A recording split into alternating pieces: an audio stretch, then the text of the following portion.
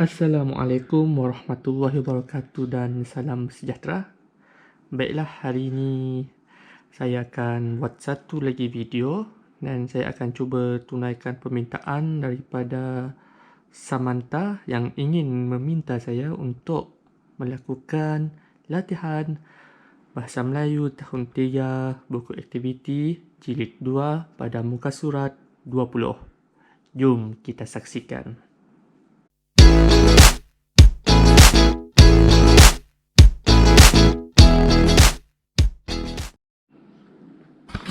Baiklah, pada muka surat 20 ini, kita diminta untuk membina ayat seruan berpandukan kata seru dan gambar. Jadi di sini kita ada 1, 2, 3, 4, 5. Ada 5 gambar dan kita diminta untuk membuat ayat seruan. Jadi sebelum itu, kita kena tahu terlebih dahulu apa itu kata seru. Kalau berdasarkan buku teks pada muka surat 16, ayat seruan ialah ayat yang diucapkan dengan intonasi seruan atau tujuan melahirkan perasaan.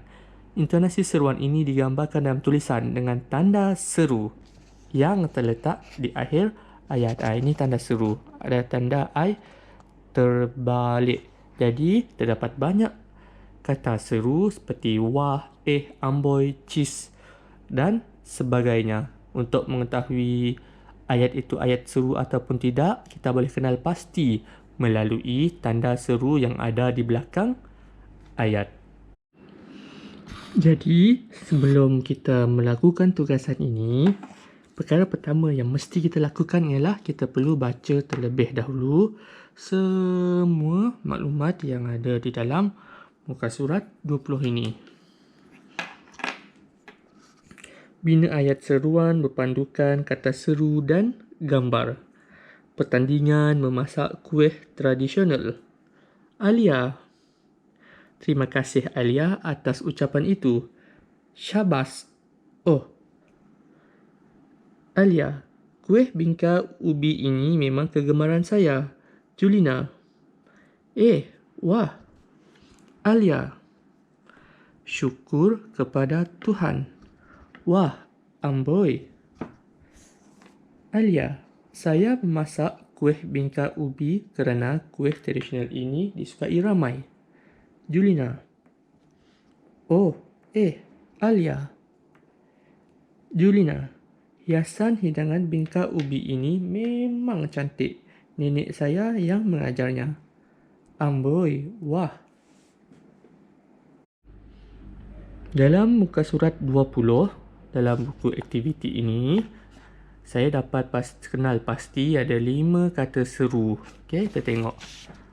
Pertama ialah syabas. Okey, syabas ni digunakan untuk memuji ataupun untuk mengucap tahniah. Contohnya, syabas kerana telah berjaya memenangi pertandingan bercerita ini. Okey. Yang kedua adalah oh. Oh pula digunakan kalau kita baru tahu sesuatu benda. Contohnya yang paling mudah ialah oh, begitu rupanya. Ini pula digunakan kalau kita hairan. Contohnya, bukan semalam ke pertandingan itu berlangsung. Yang keempat, wah. Wah pula digunakan untuk menyatakan rasa kagum. Contohnya, wah, cantiknya baju yang awak beli ini. Manakala amboi pula adalah digunakan untuk memuji. Contohnya, amboi, awak ni semakin hari semakin cantik ya.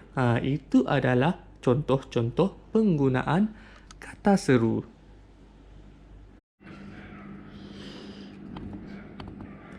Terima kasih Alia atas ucapan itu. Baiklah, di sini kita diminta untuk membuat satu dialog daripada Alia. Sekarang, pada gambar ini, terdapat 2 kata seru yang perlu kita pilih. Syabas, oh. Jadi, kalau berdasarkan kenyataan daripada Julina, terima kasih Alia atas ucapan itu. Kata seru yang sesuai adalah syabas. Kenapa syabas? Kerana syabas digunakan untuk mengucapkan tahniah seperti yang telah saya nyatakan tadi. Sekarang kita buat ayat daripada perkataan syabas.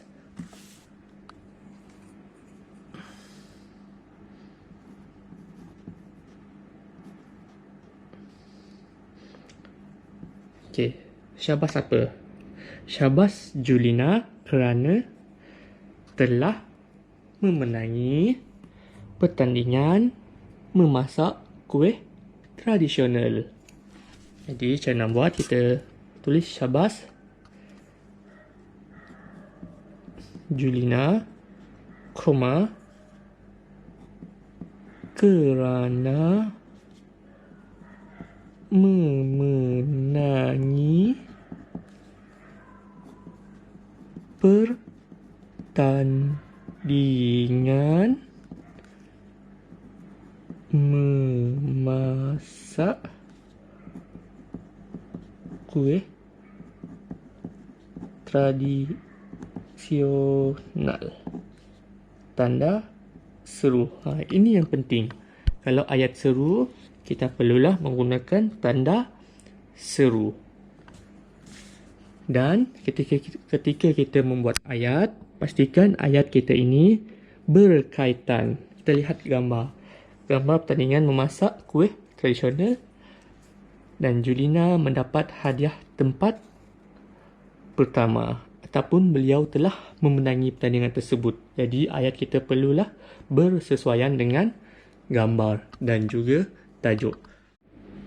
Sekarang kita akan beralih kepada ayat yang kedua. Di sini ada dua kata seru iaitu dan wah. Jom kita buat.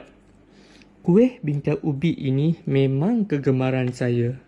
Jadi kalau berdasarkan ayat ini, Alia menyatakan bahawa dia meminati kuih bingkai ubi. Jadi kata seru yang sesuai ialah